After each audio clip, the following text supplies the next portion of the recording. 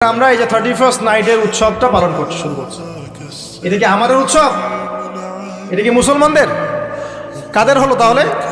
পশ্চিমাদের, রোমকদের, পশ্চিমাদের, যাদের সাথে ইসলামের দূর দূর পর্যন্ত কোনো সম্পর্ক নাই। আর নবী সাল্লাল্লাহু আলাইহি ওয়াসাল্লাম কি বলছেন শোনেন। আল্লাহ নবী বলছেন তোমাদের জন্য আনন্দের উৎসব দুইটা। কয়টা?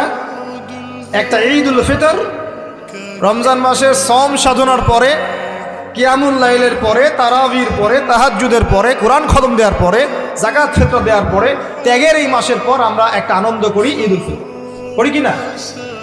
সবাই আনন্দ ভাগাভাগি করে নেই আলহামদুলিল্লাহ। ওই দিন আল্লাহ পাক কি করেন? আল্লাহ পাক রমজানের রোজাদার যারা ছিলেন সবাইকে মাফ করে দেন আলহামদুলিল্লাহ। মুক্তি পাই আমরা, নাজাত পেয়ে যাই। উৎসব এটা আমাদের, আনন্দ, খুশি আমাদের। আরেকটা হচ্ছে ঈদুল আজহা, যখন ওই যে ইসমাইল আলাইহিস সালামকে যে কুরবানি করার মহান স্মৃতি, সেই স্মৃতিকে স্মরণ করে আমরা ইব্রাহিমী চেতনায় আবার কি করি? ঈদুল আজহার এই পশু কুরবানির মধ্য দিয়ে নিজের পশুত্বকে কুরবানি দেই, আল্লাহর সামনে আমরা আত্মসমর্পণ করি, করি কি না? এই দুইটা হচ্ছে আমাদের উৎসব।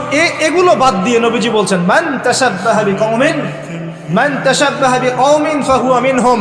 কেউ যদি তোমাদের মধ্যে অন্য কোনো জাতির সাদৃশ্য অবলম্বন করে, যে যে জাতির সাদৃশ্য অবলম্বন করবে সে তাদের অন্তর্ভুক্ত হয়ে যাবে। নাউযুবিল্লাহ।